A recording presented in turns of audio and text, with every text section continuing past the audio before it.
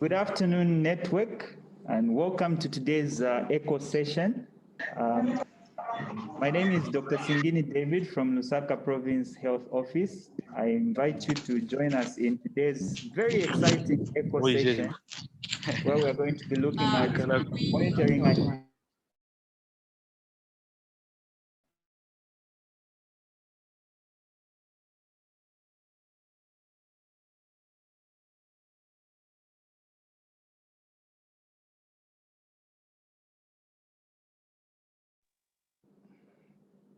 Thank you. Sorry about that. So today we're going to look at the key performance indicators as well as components of monitoring and evaluation and how that affects the program objectives and the progress of the program. Our presenter today is currently in Kabwe. His name is Mr. FUNSANI. And then before we actually get into the didactic, allow me just to acknowledge a few people that have joined us on the call today. So I can see we have Levi Mwanawasa Medical University in Lusaka. I can also see we have Mehari Medical College, Michael from Mehari Medical College. I can see Dr. Mulenga Chilambwe from Kabwata. I can also see Dr. James Chansa. I can see Dr. Kozia has joined us. I can see Lundazi District Hospital in Eastern Province. And then I can also see Lewanika General has joined and the ever-shining Litambia in Western Province.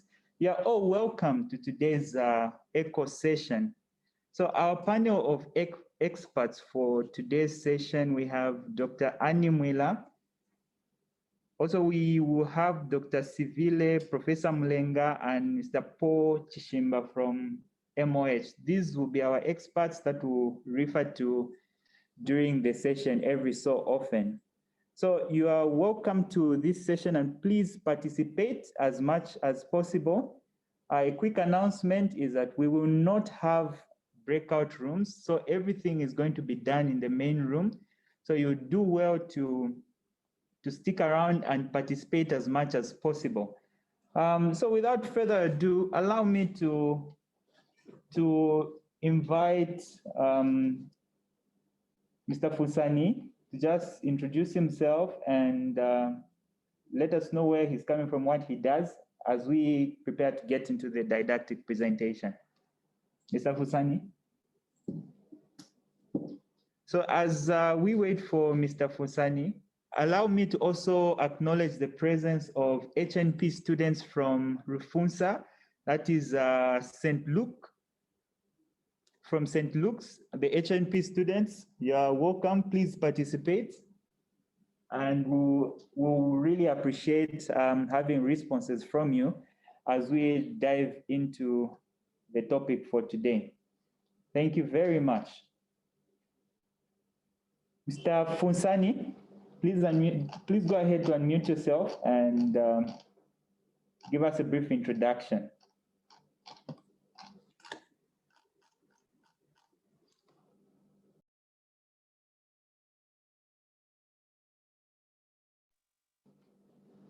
Okay. As we wait for Mr. FUNSANI to join in, I'll ask someone to just ensure that he's not having any challenges with communication. But as we Dr. Singini. Madam Nomsa. Yes. Give us a recap from last week's session. Okay. So can we work with the IT? The presenter is having difficulties to unmute himself because he says the host is not allowing to unmute. So that's why Mr. FUNSANI could not respond. Just take care of that as I give a quick recap so that we can allow Mr. FUNSANI to actually unmute himself and introduce himself. So I'll give my name is Siamanza. I work for JAPIGO, and we as JAPIGO are supporting Ministry of Health in the implementation of the telementoring. So I'll give a very quick recap of the last session that we had, Last Monday was a holiday. I think it was a Women's Day, so we didn't have a session. We had the session the other week. So our session, the topic was HIV and mental health. And our lead expert was Dr. Francis Simenda, who was supported by Dr. Lekani, as well as Dr. Chira in the expert collaboration of the session. So we were learning from real-world case studies, and you know that real-world case studies is a tool that we use in education for education purposes. So we had 3 cases from Lusaka, Eastern and Western Province, and I'll not dive into talking about the cases, but we a few things. So just to remind ourselves what mental health is. So according to WHO definition, mental health refers to a state of well-being in which an individual realizes his own or her own ability and can cope with normal.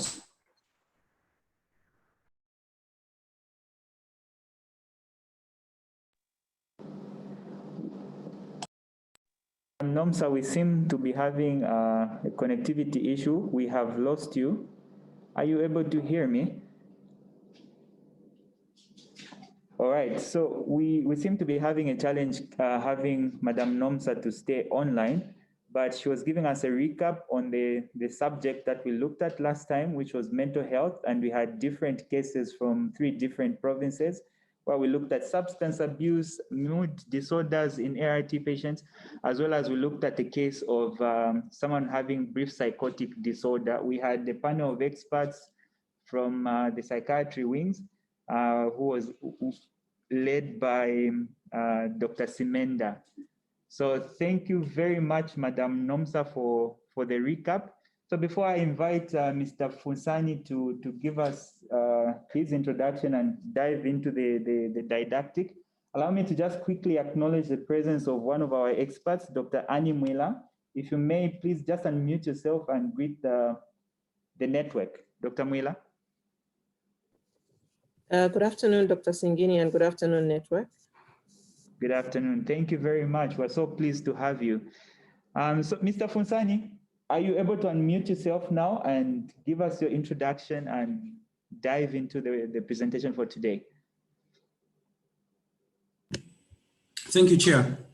My name is Peter FUNSANI. I'm with the Ministry of Health under the M&E department. Primarily, I support the HIV program with regards to M&E related matters. So I think briefly that's about myself. And today we will run us through the presentation to do with HIV/AIDS KPIs. In this regard, KPI meaning the key performance indicators that which we track as a program. Then also discuss issues pertaining to the data collection tools and processes that support the key performance indicators that which we will discuss. Over, Chair.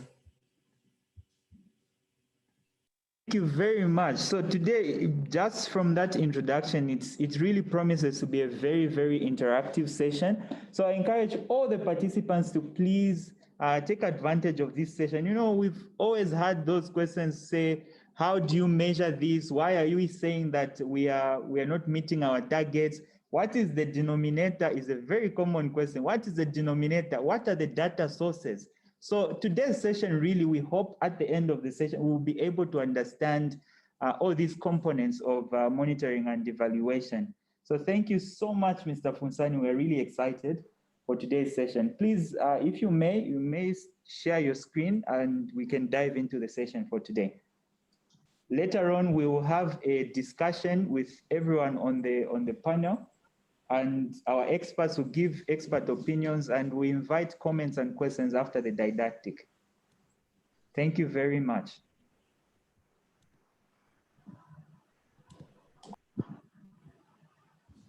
Thank you, Chair, and thank you all for joining in. So like I pointed out earlier, my name is Peter FUNSANI, and I'll run us through this discussion this afternoon. So our learning objectives primarily are looking at the definition of what are the HIV key performance indicators, how do we calculate these indicators, that which we'll discuss, then the interpretation thereof. Then we'll also describe the reporting processes, including the tools that we use and also the frequency of reporting on these particular indicators. Then we'll also try to dive into the fact that we also try to dive into the fact as to which partners, which stakeholders do we report to as a ministry or as a sector largely. So Chair, I'll just pause there and throw this polling question to you so that you run us this polling question, then we proceed. Over. Thank you very much. So the first poll question reads, state whether the following statement is true or false. Indicators are measurable information used to determine if a program is implementing their program as expected and achieving their inputs, processes, outputs, outcomes, and impact. So true or false? So we have under 30 seconds. So far, we are getting good responses. 10 seconds to go. Out of 227, only half have polled. 5 seconds to go. Okay, I will end the poll and just share the results to show you how the voting patterns have been. So I really hope this answer was true, but we'll learn through the discussion if really the majority are correct. So 99% think it's true, and we have 1% that think it is false. Mr. FUNSANI, please enlighten us. Thank you. So we're saying that in view of the polling question that we had, whether or not an indicator is a measurable information, yes, indeed. So the majority in this regard, as we saw by the poll, it is a measurable information that we use to determine if a program is implementing their program as expected. That is by checking whether the inputs, processes, as well as impacts are within the expectation of the program. So what we're trying to put across here is that the indicators a program can be tracked using indicators at the input level. How much are we putting in? For instance, how many ART centers have we established? Then the processes, we use indicators to measure processes. For instance, looking at the processing of testing, how many people did we test in a given reference period, as well as the outputs and the outcomes of interest, as we'll be able to see later on. So the prompting question in this regard is, if we think about indicators in our current positions, what comes to our minds? Maybe Chair, I don't know, I can just get 1 or 2 responses there. What comes into our minds if we just hear of indicators in our current positions? Thank you very much, Mr. FUNSANI. Any takers? We use this phrase every so often, especially in our situation room. The key performance indicators. Anyone to raise a hand and just give us their comment on what they think?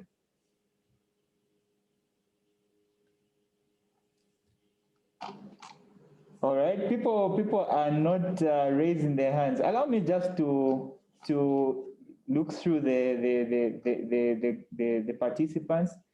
Dr. Mulenga Chilambwe from Kabwata, what comes to your mind when you hear indicators?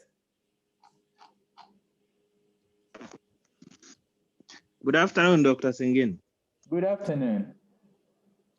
Yeah, and in my current position, especially in HIV program, indicators basically are just, they show us where we are going, especially when we are monitoring our progress. I'll give you an example, maybe for HTS. I've got HTS indicators, index indicators. So all those, they help us to track our progress towards achieving our outcome at the end of the day.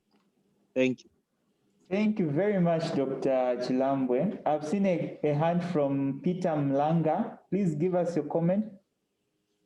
What comes to your mind in line with your practice? And then we'll sum up with Litambia. All right. Thank you so much, Doc. To me, the way I understand an indicator is a precise guide to what we are trying to achieve. So it gives us a guidance on what we want to do. So it's very much precise on the program. So that's an indicator. So there's precision in an indicator. Thank you so much. Thank you so much, Peter. I'll ask for the last comment from Litambia.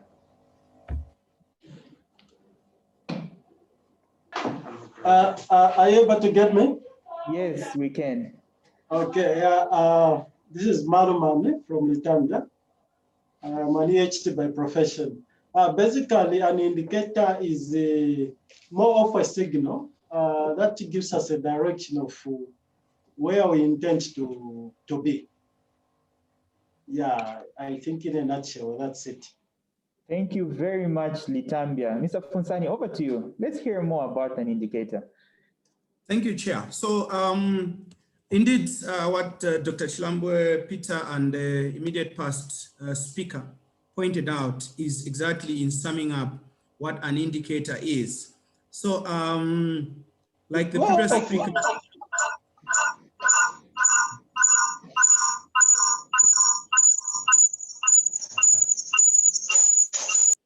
okay, we were getting feedback, I think, from Philip.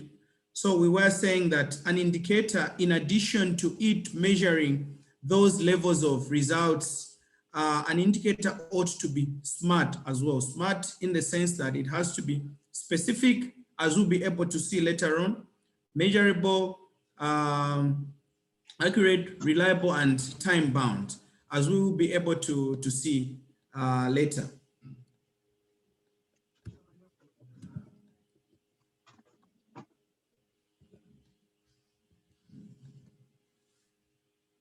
Chair, again, I'll throw back to you for us to do a poll on this particular slide. Thank you so much. So the second poll reads, all of the following are impact indicators except, all of the following are impact indicators except A, 95% of people living with HIV know their HIV status. B, total number of people who have died from AIDS-related causes per 100,000 population. C, HIV incidence per 1,000. D, the percentage of pregnant women living with HIV who received ARVs to reduce the risk of mother-to-child transmission of HIV. So we're seeing quite some interesting voting patterns. It's really hard to tell where the majority are falling. So if I could give just another 10 seconds to allow for people to vote. So out of 254 participants, 54 have voted.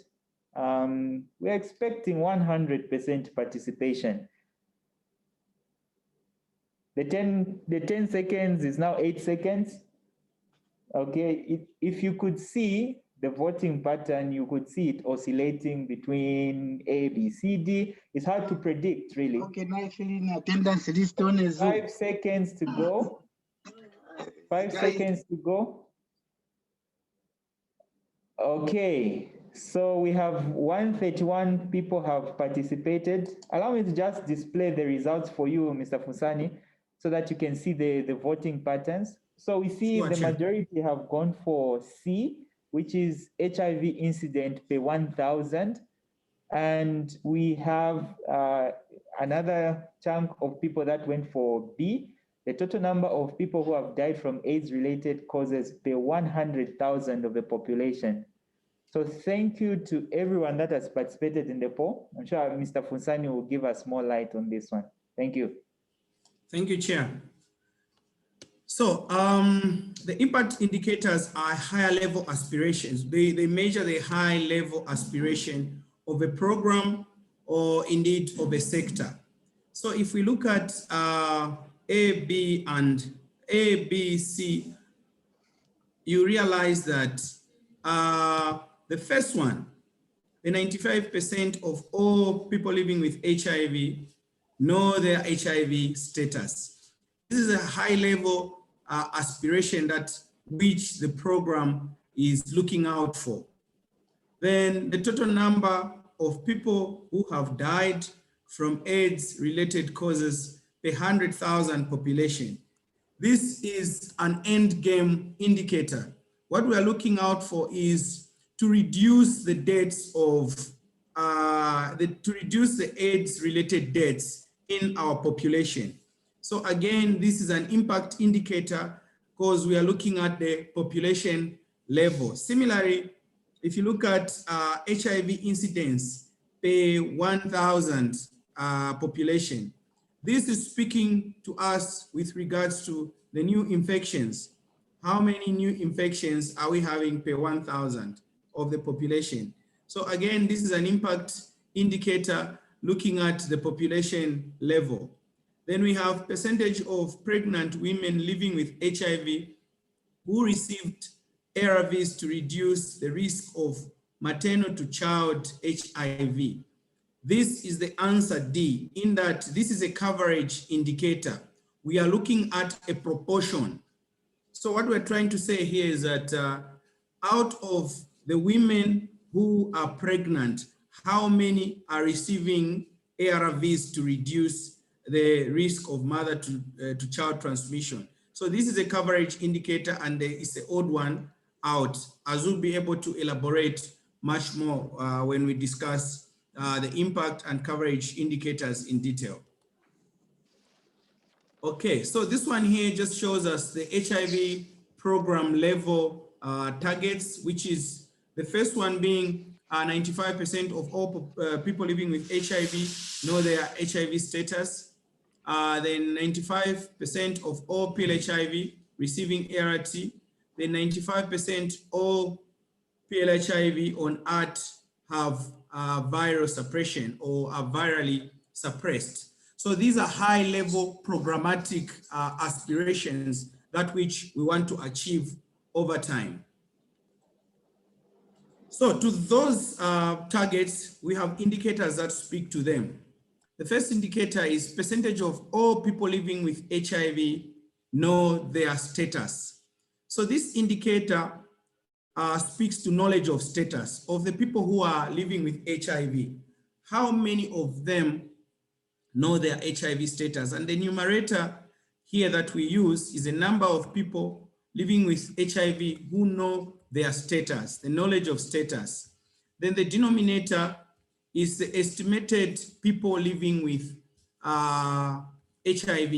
And this is a modeled number. It's a modeled in the sense that it's estimated using a mathematical model embedded in a software that we use for HIV program targeting called the Spectrum. Then we have the second indicator of interest by the program at a high level is percentage of all people living with HIV receiving ART. So the numerator there is number of people living with HIV on ART or the TX car. So the TX car for this one is an annualized TX car at the end of the year. How many people on ART, how many people living with HIV are on ART? Then we have the denominator, which is the number of people living with HIV who know their status or estimated PLHIV. So in trying to explain the denominator, if we look at the 90-90-90 cascade or 95-95 cascade, as it were, we have two methods of calculation. The first method answers to the targets of 95, 95, 95, or 90, 90, 90 as it were, depending on where you are responding to. So the first one, we call it the moving denominator. So the moving denominator implies that for the second 90, our denominator will be the numerator for the first 90. In this regard, if you look at the first indicator, the numerator is number of people living with HIV who know their HIV status. So if we move to the second 90, this will be the denominator, which for the second indicator, which is a number of people living with HIV who know their status as a denominator. So we call it a shifting denominator. Whereas when you are calculating coverage at impact level, coverage for people living with HIV on ART, you use the estimated pill HIV. So what you realize is that the denominator in the first indicator will be applied in the second indicator when we are determining treatment current coverage among people living with HIV. So the third indicator is percent of all pill HIV on ART have viral suppression.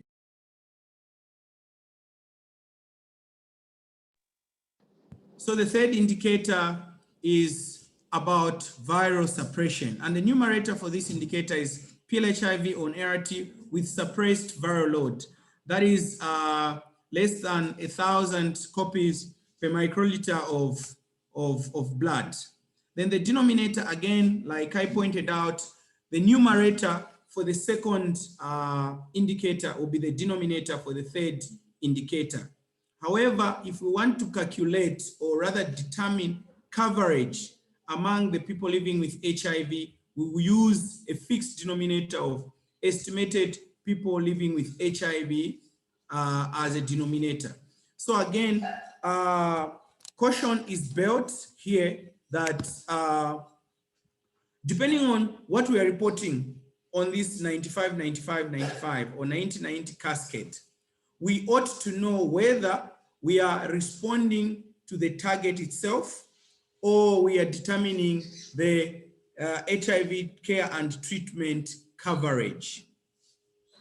So then if you look at 90, 90, 90 as the targets, in real interpretation, it's 90% of 100 or 95% of 100. And 90% of 100 will give you 90. Then the second 90, we will use 90% of 90 gives us something like 80, is it 80, 87, 80 something. Then the third one, it will be 90% again of 87 to give us something like 71. So in a real sense, the 90, 90, 90 targets are 90, 80, and 70. I didn't do my math here, but they respond to 90% of the 90, then 90% of the second 90, which is 90% of 82, which gives us something like 71. So that's how we approach the 90, 90, 90. Chair, I don't know if at that point I would pause if there would be any clarification or the clarifications will come at the end. Thank you, Mr. FUNSANI. I think at this point, I'll invite one or two clarifications because there's been a lot of 90s that have been mentioned, and maybe one or two has a clarification to make. Please just raise your hand, signal to me by raising your hand, and I'll be sure to give you a platform to speak. Or if you can quickly just unmute yourself and give us a comment or a clarification. Mr. FUNSANI, so far there is none that has highlighted to seek clarity. So you are doing a good job enlightening us on these impact indicators. So I think we can proceed to the next few slides and we'll invite for comments later on. Very well, thank you, Dr. Singini. So the next impact indicator that we look at, it's HIV incidence per 1,000 population. So again, on this indicator, we just look at the number of people newly infected out of the total uninfected populations or person years exposed. So this indicator, it's a survey-based indicator. The last time the country measured this indicator was in 2016 in the FIA. However, between surveys, we model this particular indicator. So we do not report on it routinely, neither do we use routine data.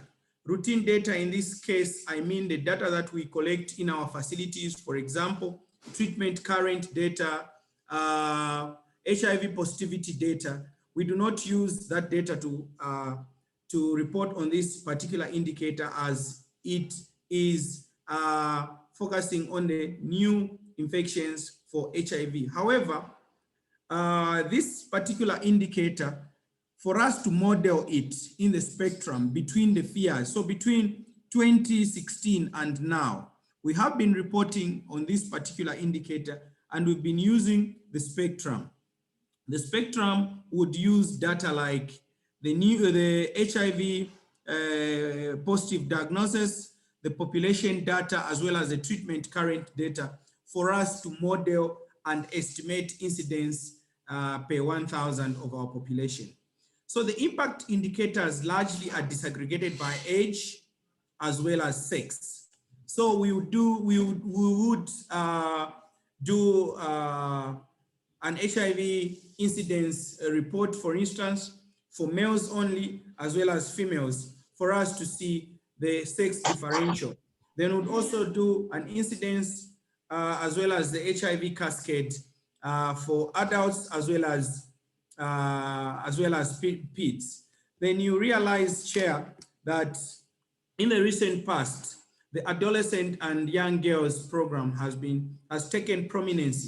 So whenever we are reporting on these indicators, the impact indicators, our interest also is drawn to the adolescents and young people aged 15 to 24. So those are mainly the disaggregates.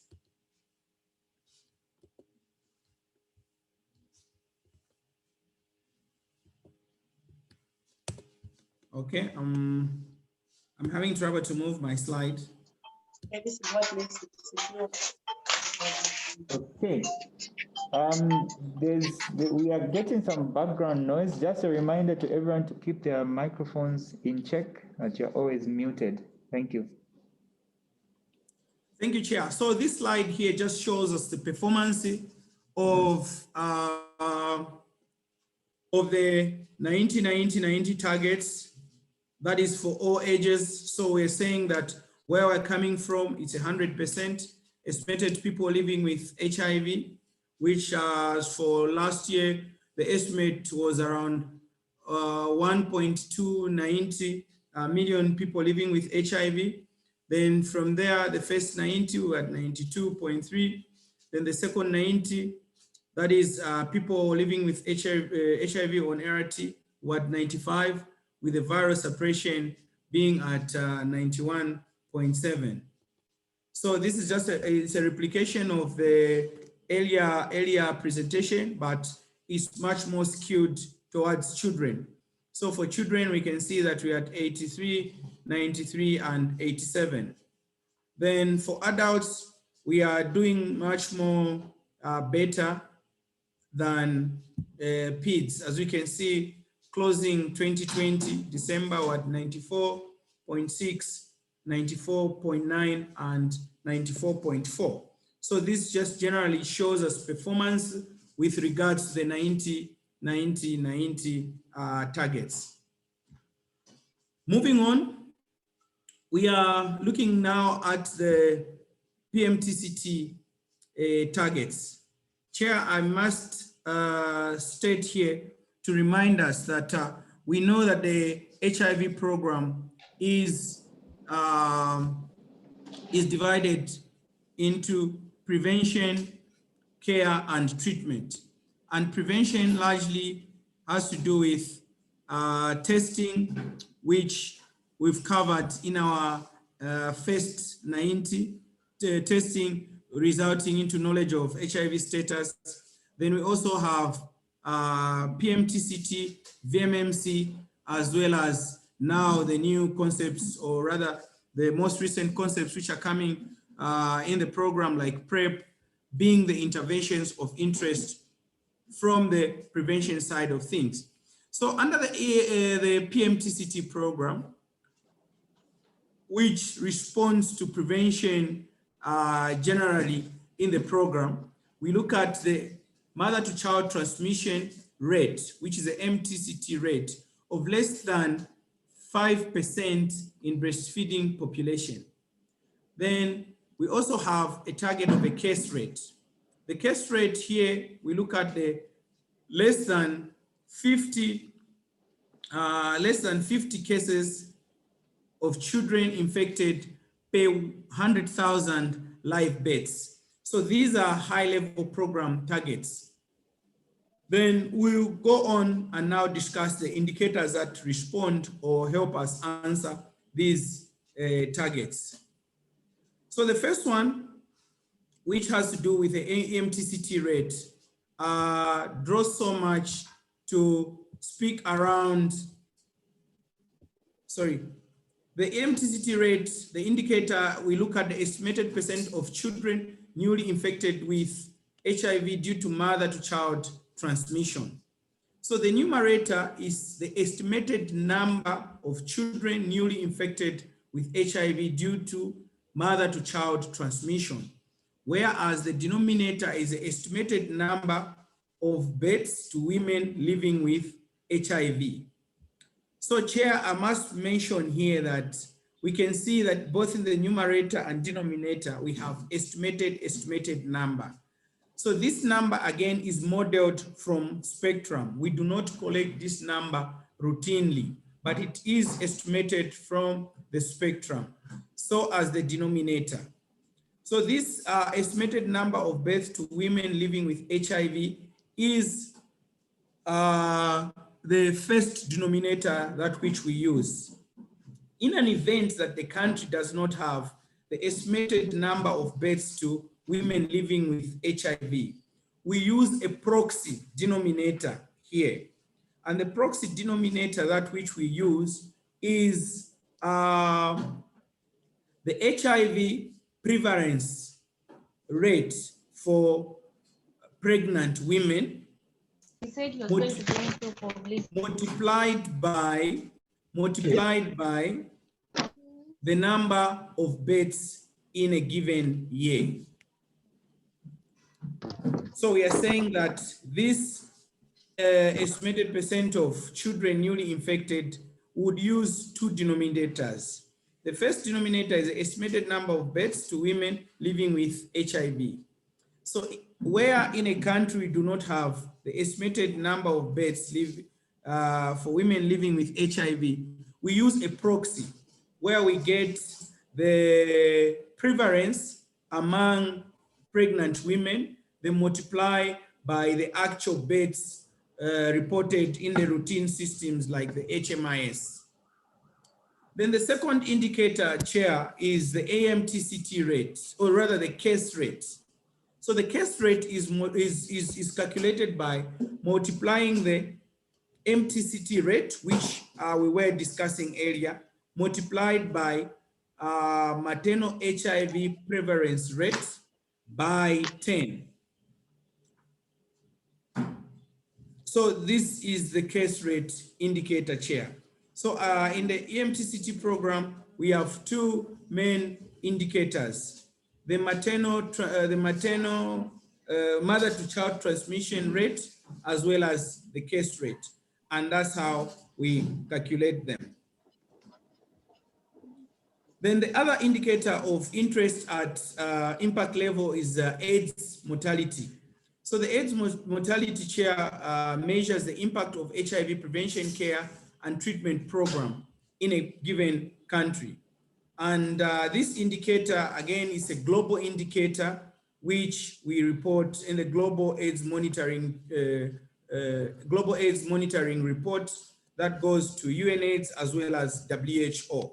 So, Chair, this indicator looks at the number of people dying from AIDS-related causes. Then the denominator is the total population regardless of HIV status. Chair, it is worth mentioning that the AIDS mortality impact indicator in an event that the country has vital registration system working, that is for death and birth registration, would use the numerator from the death and birth registration, rather called the vital registration. Otherwise, for this particular impact indicator as well, we model it using the spectrum, like is the case for Zambia, Chair. So at this point, unless there's any point of clarification with regards to these high-level impact indicators that which we report on as a program, I would go to the polling question. Over, Chair. Thank you so much, Mr. FUNSANI. And really, so far, the discussion and presentation is really opening up my mind. I am hoping that the network is getting to appreciate these indicators and what we really measure and how they shape the HIV response project in Zambia. So I'll quickly share the third poll question.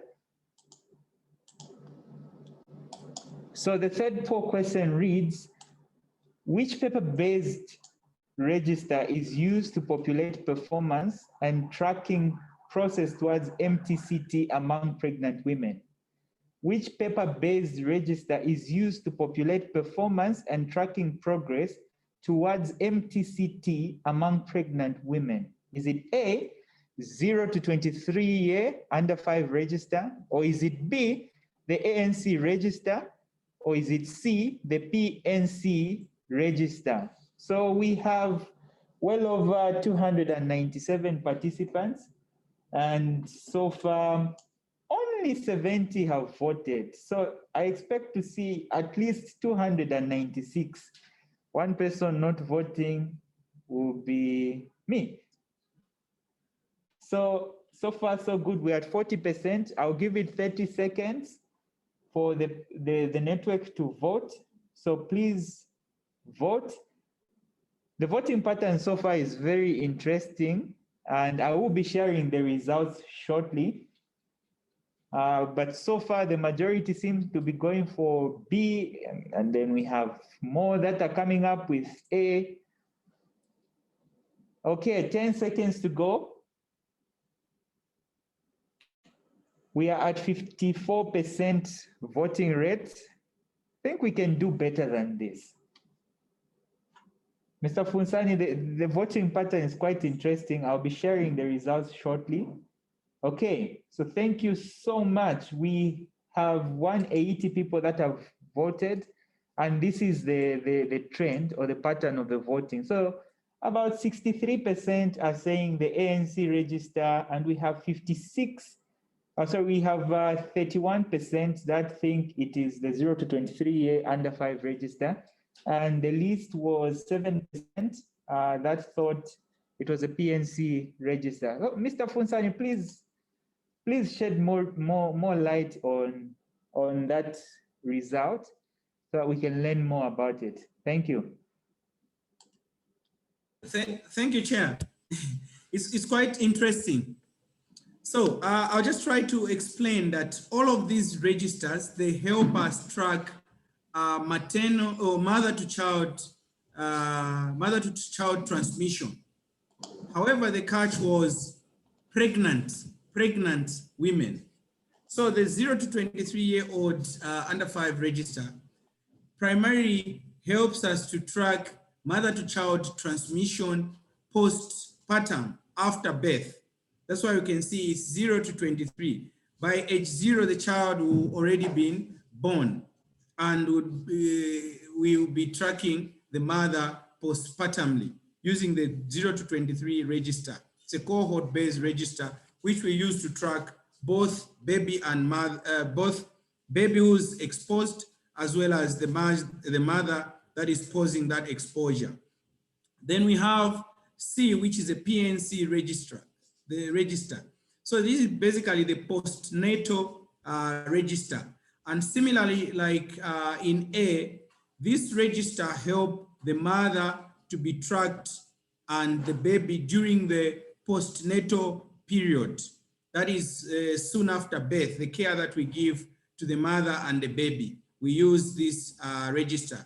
So our answer is B, integrated antenatal care register. So again, this is a cohort-based register where we track the mother. We test the mother at each and every particular contact using the guideline.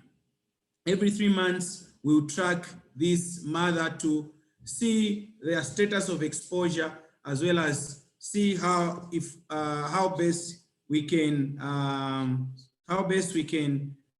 avoid or rather mitigate the mother to child transmission.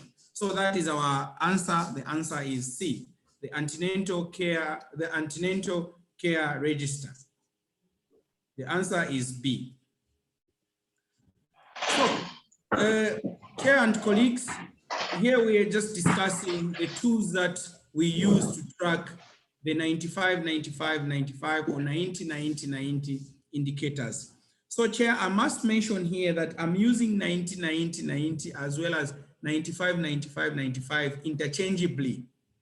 90, 90, 90 is a fast track target that the UNAIDS gave guidance on.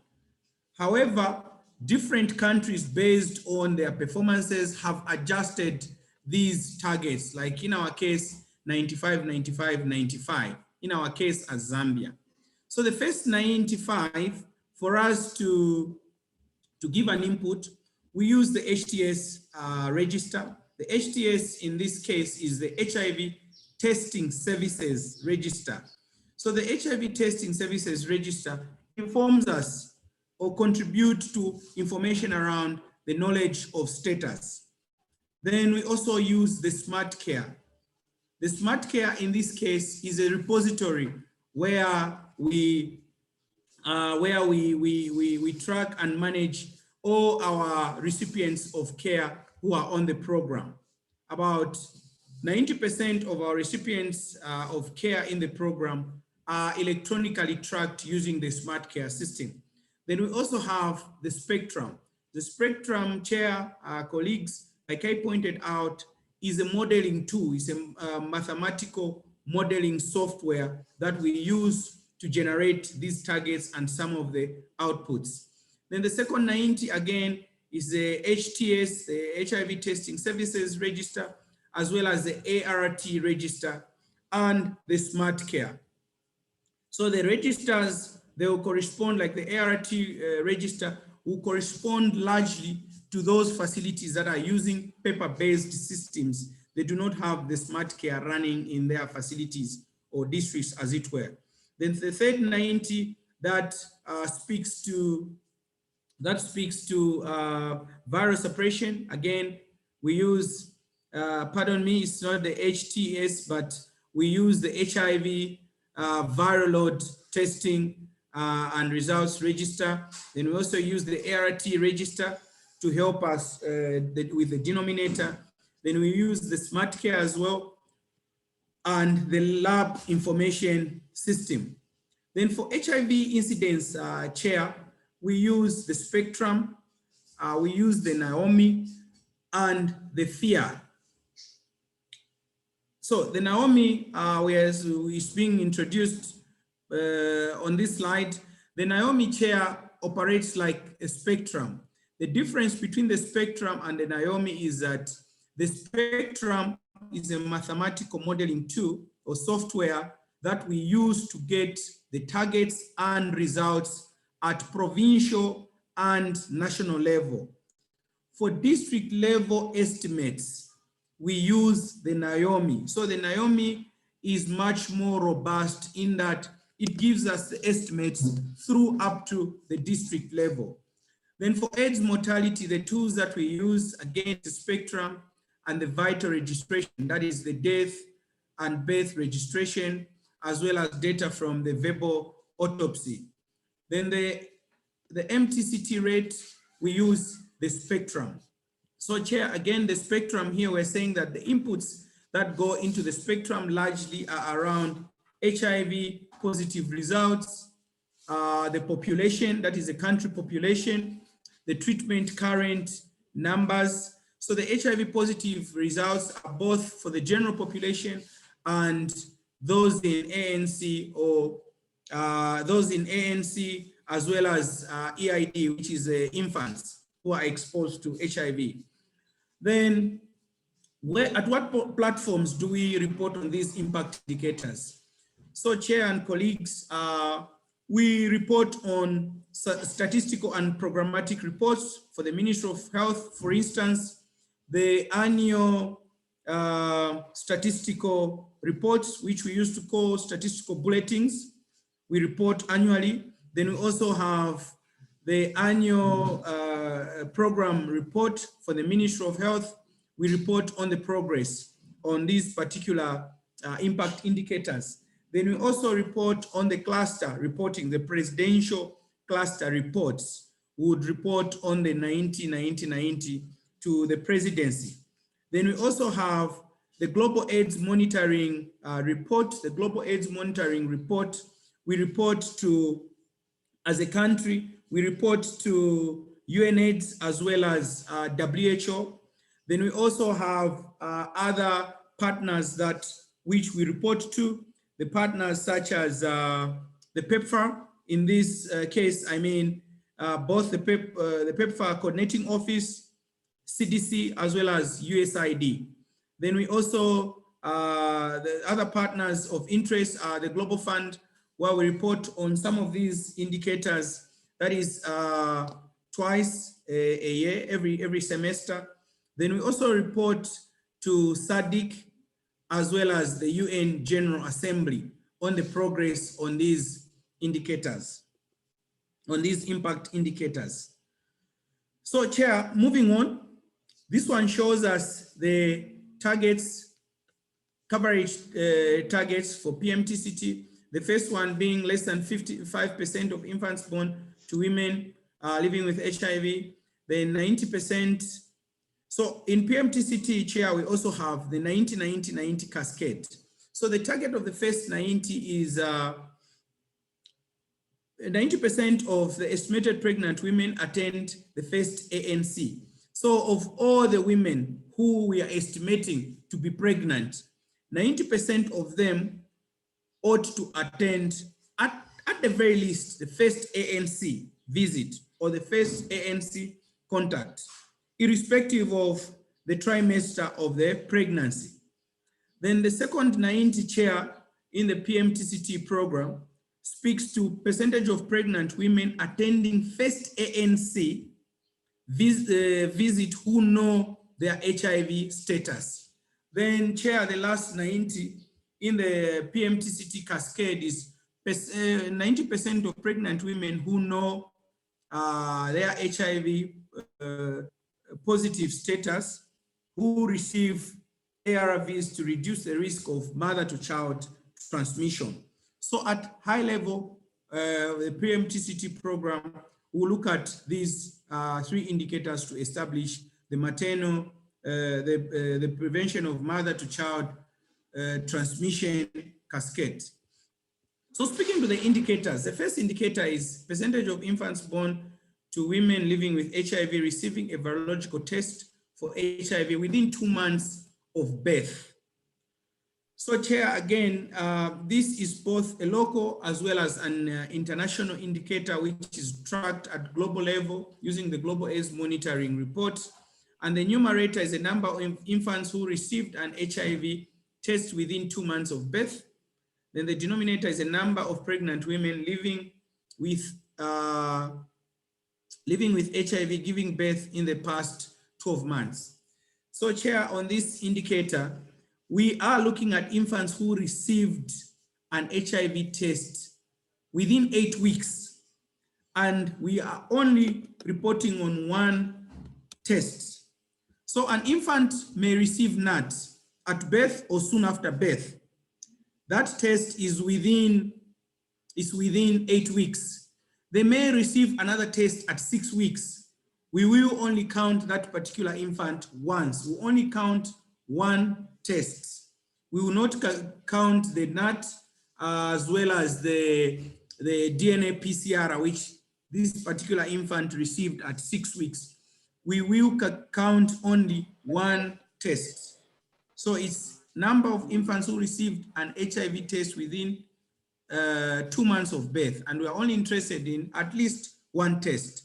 The second indicator, Chair, is number of pregnant women living with HIV who received ARVs to reduce the risk of mother-to-child transmission. So, Chair, this indicator speaks to maternal ART. Maternal ART with its importance in reducing mother-to-child transmission. And the numerator is a number of pregnant women on maternal ART. Then the denominator is estimated number of women needing maternal ART. So speaking to the numerator, this number of women on maternal ART, they speak to those women who are already on treatment when during the first ANC, they already known HIV positive status and are on treatment at first ANC, plus the women we are initiating during pregnancy, those who convert, seroconvert during pregnancy, and they are started on, or rather they are initiated on treatment, plus the number of women we initiate during labor and delivery. So this numerator has 3 elements in it. They already on ART at first ANC, plus started on ART during pregnancy, plus started on ART during labor and delivery. Whereas the denominator, Chair and colleagues, as we can see, is estimated number of women needing. So where we see estimated, it is a modeled number. We model this number using, again, Spectrum and the Naomi. So for those of us who are at national level, the denominator that we'll use will generate it from the Naomi, or rather from the Spectrum software, whereas those ones who are at the district levels will generate these estimates using the Naomi model. Mr. FUNSANI. Yes, Chair. Just a quick one. So you did mention that the denominator, it's a mathematical algorithm that will calculate that, is not it? Yes, Chair. So maybe in the last 3 minutes as we wind up your presentation, are these mathematical algorithms available for facility staff or maybe centrally calculated? Thank you, as we wind up. Okay, Chair, thank you. So these mathematical algorithms, as you put it, or modeling tools, are only available from district through up to national level. So we split these results through up to district level, and at district level, we use now assumptions to distribute the targets. Thank you. So in the next 3 minutes, let me just quickly run through. So due to the PMTCT syphilis dual elimination strategy, we're also looking at the percentage of women accessing ANC who were tested for syphilis. And in here we have those numerators, number of women attending, then who were tested positive and who were received the treatment for syphilis. So again, this is a cascade-based indicator for dual syphilis HIV elimination among pregnant women. Then again, the prevention coverage indicator, the VMMC indicator just looks at the number of VMMC performed according to standard, and this is a count-based indicator. The count-based indicator, Chair, what we mean here is that we count the individual VMMC done, and we report them as such. However, the program can use the target which is in the country operation plan as the denominator. Then we also look at the number of HIV positive results among the total tests. This is a coverage indicator, as well as the number of people living with HIV on ART. So similarly, this is a count-based indicator, as we only are interested in the current count of people on treatment. Chair, prevention, continuing, we'll also look at currently on PrEP. Currently, again, is the current count at a point in time, how many people are on PrEP. It can be a month, it can be a quarterly or annual, depending on the level of interaction and the level of reporting. Chair, under care and treatment, the indicators of interest are, again, number of people living with HIV on ART. Like I pointed out earlier, this is a count-based indicator which looks at the current time, how many people are on treatment. Then we also have retention on ART.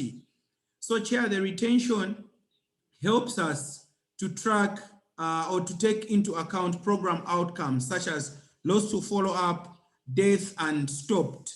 How well are we tracking our clients or recipients of care who are in the care and treatment program? Then these are some of the tools that we use to collect prevention level indicators: the PrEP register, PEP register, ANC and early infant diagnosis register, ART register, VMMC register, as well as smart care. Then care and treatment, again, we use the ART register, the ANC register, and the smart care. So this presentation, Chair, just shows us the performance of some of the selected indicators, some of the selected coverage indicators, the year closing 2020. What is of interesting, Chair, is the last indicator, number of people living with HIV retained on ART after 12 months. We can see that retention closing year 2020 were at 92.4, meaning that we are retaining 92.4 of the recipient of care in the program. We initiate them in January or March, as it were. We look back, March next year, 2020, how many people will we have retained on the program? And we're saying that we're retaining over 90% of our recipients of care are being retained on the program, which is a plus to all of us, the efforts that we are putting into the program. So what are some of the key points? The first key point, Chair, is that we're looking at the levels at which the program is being tracked, and the levels of tracking this program are at impact, coverage, output, and process. So if I was to use this M&E jargon in real sense, we're saying at impact and coverage, we are looking at the high level. How are we responding to the 90-90-90? How are we responding to the AIDS deaths that we are averting? And if we look at the output level, Chair, again, in real sense, we are looking at indicators, for instance, how many VMMCs have we performed in this particular year, in this facility? How many people have we initiated on treatment in this particular facility in this quarter? How many people have we linked to care? So you realize that these output, outcome, and process level indicators, they speak to the actual processes that which we do in our facilities. And Chair, I must hasten to mention that we have largely two systems of collecting this data and reporting on it. The first system, Chair, is the paper-based tools through the HMIS. So the paper-based tools, these are registers, for instance, the HIV care and treatment register, the HIV testing register, the antenatal care register, among others. And these are largely collected in facilities where we are not using the eFirst electronic record first use of smart care. Then the second approach, Chair, is the electronic records through the smart care system. So largely those are the two systems that we use to collect data, to collect it and generate reports from it. So, Thank Chair, you much. these were just the questions which we had hoped that in concluding what we have discussed, we'll just prompt ourselves and try to just maybe under with your indulgence, Chair, and your guidance, maybe under a minute and a half, where we just try to brainstorm on these questions. I submit, Chair. Thank you very much, Mr. FUNSANI, for that elaborate presentation on the M&E tools as well as indicators and targets with respect to our impact indicators.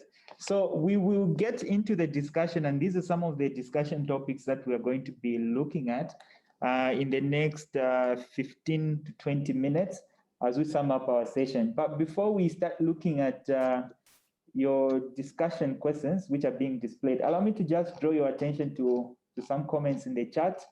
So we have a comment from Michael from Mehari, who says, have these indicators been added to HIMS or Smart Care, and we may need to calculate them at facility level too? Also, there was a correction on one of the poll questions where it was saying the 0 to 23 years register.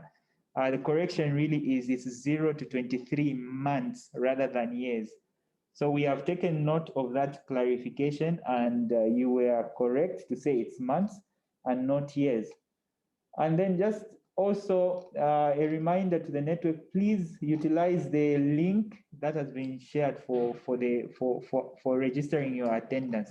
So we'll quickly attend to the hands that have shown up on the participants. So the first one was from DHIO from Kalumbila. Your hand was raised. Would you like to speak or give us your comments from Kalumbila? Thank you so much, Chair. I just wanted to know, because you was talking about the spectrum and using it for estimations. So my question was, because the last time, or the spectrum I have using Naomi is dated 2020 September. Do we have the latest version, or we still continue using those estimates? Thank you very much for your question. So before I go on to the next set of hands, allow me to just quickly mention that we have another set of experts that have joined us. We have Tali Lay.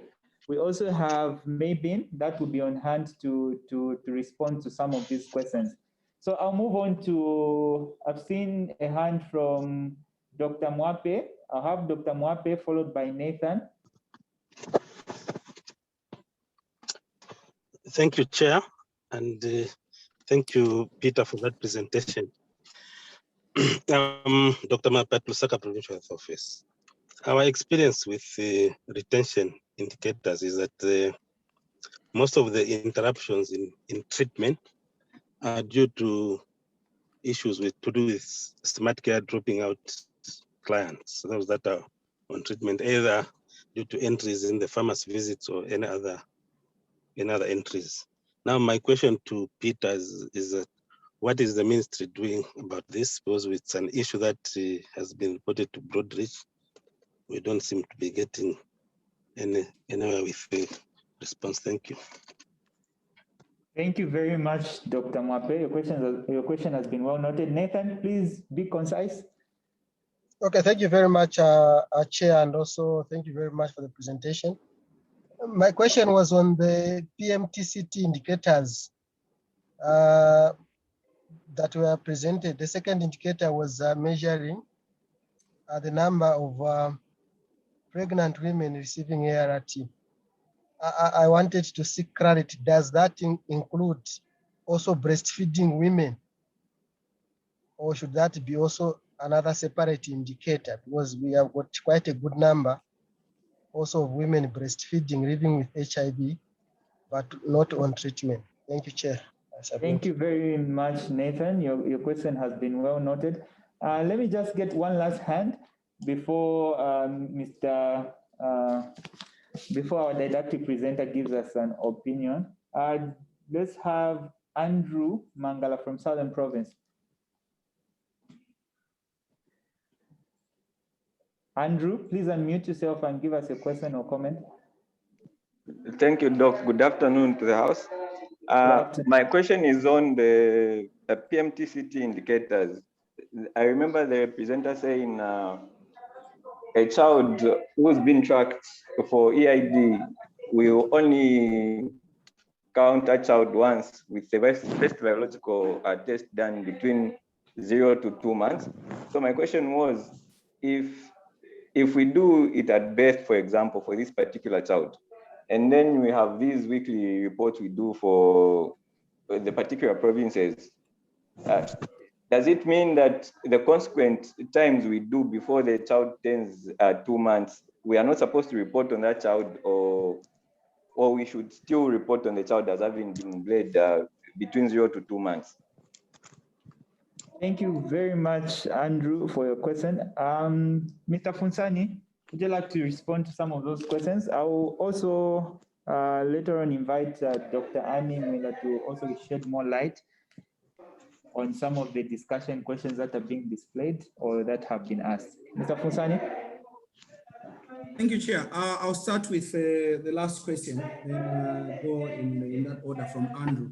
So, like I pointed out, that this presentation, we were looking at the impact and the coverage indicators, or impact and outcome indicators. So we do track as a program, we track children at different intervals based on the guideline. At birth or soon after birth, 6 weeks, as well as 8 weeks, then 2 to 11 months, at 12 months we test, and so on and so forth. So what we're trying to put across is that indicator we presented on is a global indicator that we report to the UNH through the GAM, to WHO through the GAM and other reports, international comparisons. However, as a program, we do report programmatically, and those most of those are process indicators, and we did not discuss the process indicators. So there are a number of intervals that which we report. For example, we do have an indicator that tracks positivity at 12 months. It tracks positivity at 18 months, and the final outcome indicator. As we are weaning children off the program, we do have an indicator that responds to testing coverage at 24 months as the children are moving out of the cohort. So we are not only limited to that indicator as a program, but we are presenting on it as a high-level indicator that which the ministry or the sector or Zambia as a whole reports to these international bodies.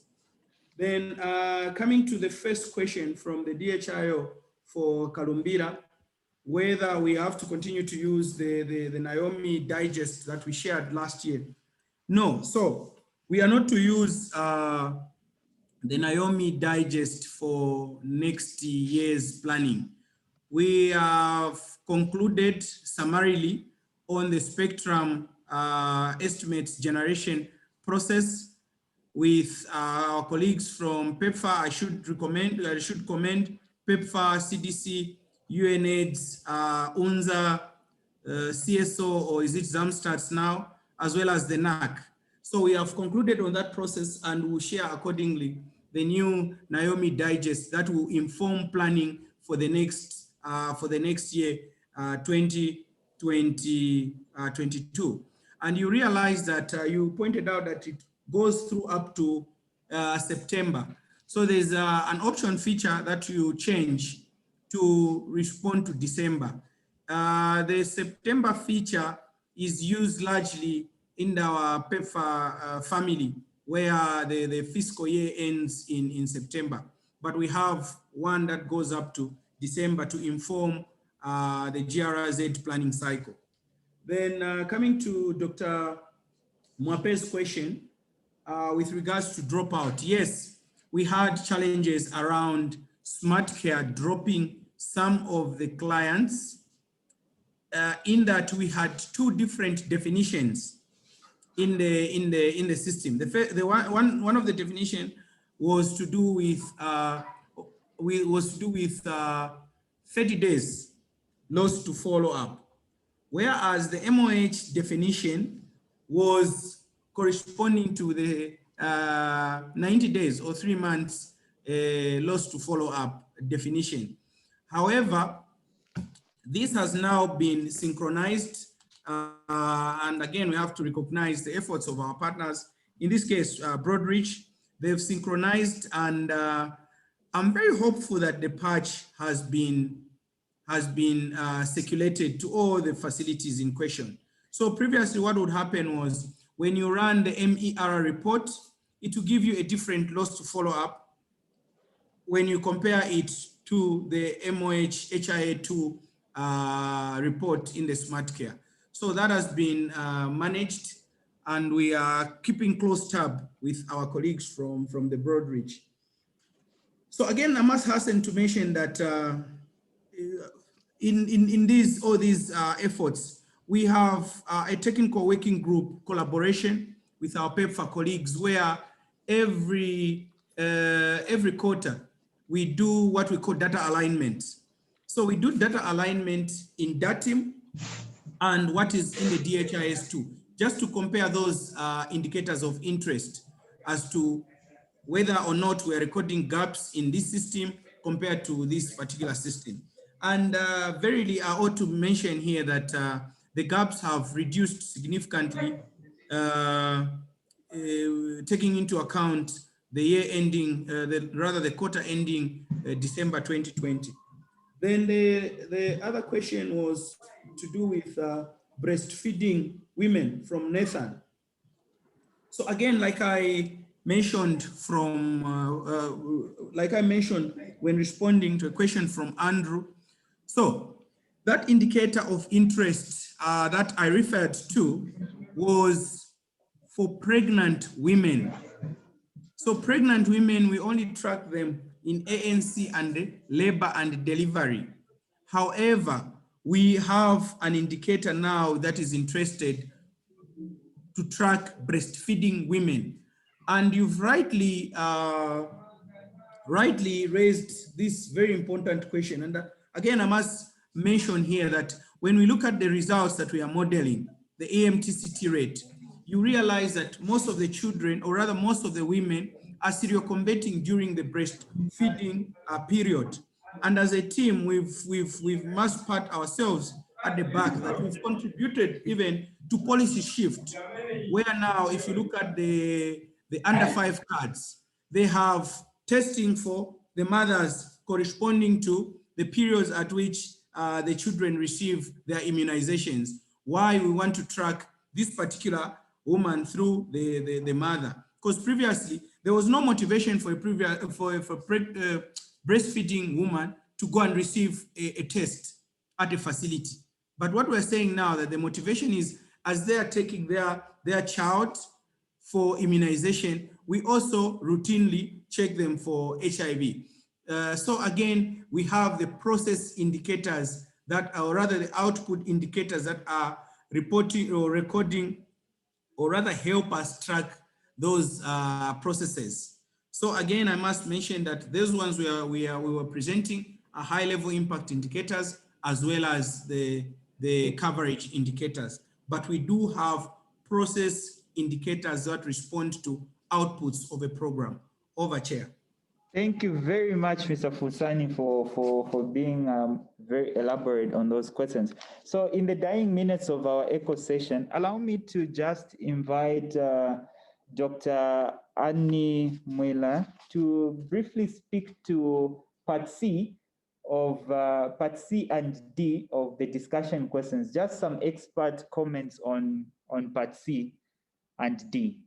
And then we'll also have Charlie and me over to also add some more after Dr. Mwela. Dr. Mwela, over to you. Thank you, Dr. Singini. Thank you for the opportunity. And thank you to Mr. FUNSANI for the very good presentation. We appreciate learning from you. So with regard to how does the information on HIV key performance indicators relate to your experience? So For myself working in the HIV program and my colleagues, we work in the HIV program. And so the key performance indicators are what we work on a daily basis. Mr. FUNSANI was presenting high level impact indicators, which we work on a daily basis, but we don't see them on a daily basis. They're not produced on a daily basis. What we work on, and I think what a lot of people at facility level work on, are more of the process things. So for example, or output indicators also. So for example, how many patients do we have on treatment at our health facility?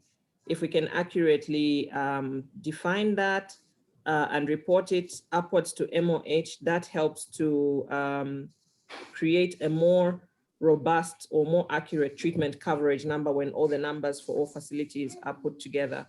Also, what is our viral load suppression? If we can ensure that all the lab data that is, produced for people on treatment who have a viral load done is accurately reflected in the information systems, this helps at the level of MOH with Mr. FUNSANI to be able to report accurately what the viral load suppression is at national level. So all of us, I think, on this call are working on these key performance indicators at different levels of the program. If you work in PMTCT also, you want to be accurate and clear on how many women that are HIV infected are receiving treatment, and how many of those also are virally suppressed, how many infants were born who received an EID test within 2 months, and so on.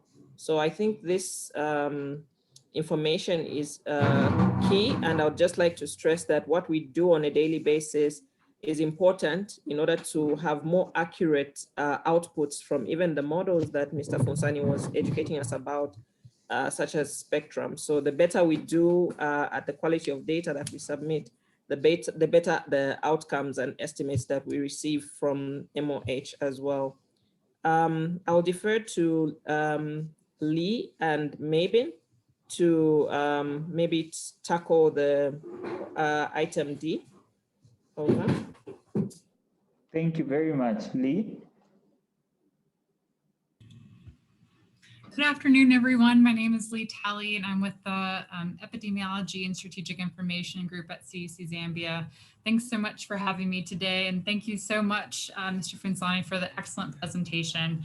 I did just want to take an opportunity to, I think, echo what Dr. Mwila just highlighted in terms of every single level having a critical role to play, both in terms of executing a quality HIV program, but also in terms of production of quality data to help everyone understand at every level how successful the program is and to be able to identify challenges.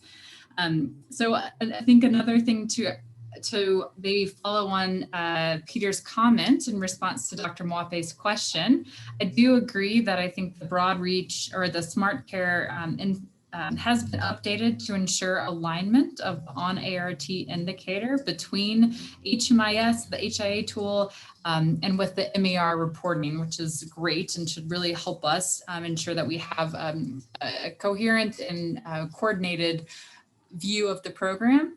And I also just want to highlight again that getting correct data at the facility level can be really challenging, but is really important. And so to the question around ensuring that we have accurate retention data, so much of this really comes back to ensuring that we have strong data management practices in place. So some of this is really facility specific, making sure that the data on all patients is updated and available so that when you review it here at the facility level, at the district, province, and national, that it's correct and really reflects what's happening at the facility or with the client.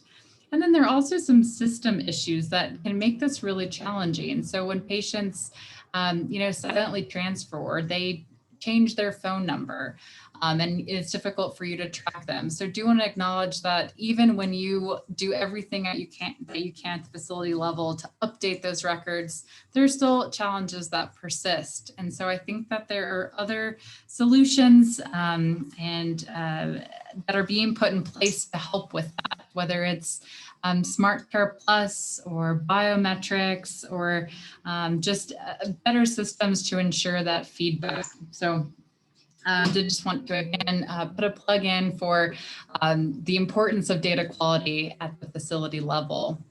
In terms of question D, so how best can we utilize routine HMIS data to inform HIV programming?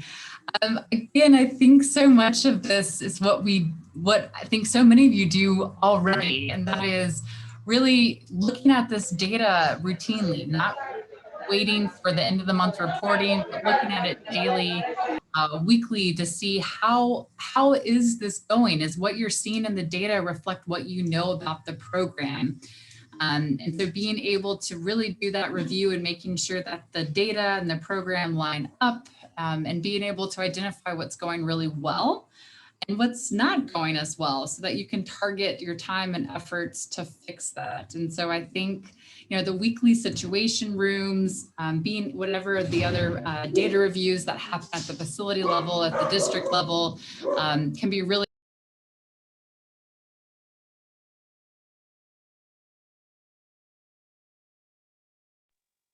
seem to have lost Lee, but we did get the main point of the discussion that the programmatic, the program is really informed by these targets and indicators, or rather the site level performance is indicated by the indicators. And then when we notice our performance against target, it does influence interventions for us to mitigate the activities at the facility. So we are just 4 minutes shy of 16. The last question, allow me to just ask the group that is in the hub, what is the main HIV electronic data management tool that we are using here in Zambia? Anyone in the group, in the hub? Yes, just shout your answer. Smart Care. Okay, so we are using Smart Care. That's the answer from the hub. So thank you so much. So for those that are on the call, you can put your answer. In case you have a different one, you can put it in the chat. So allow me to thank everyone that has tuned in to today's presentation. You will agree with me that it has been a very, very informative session.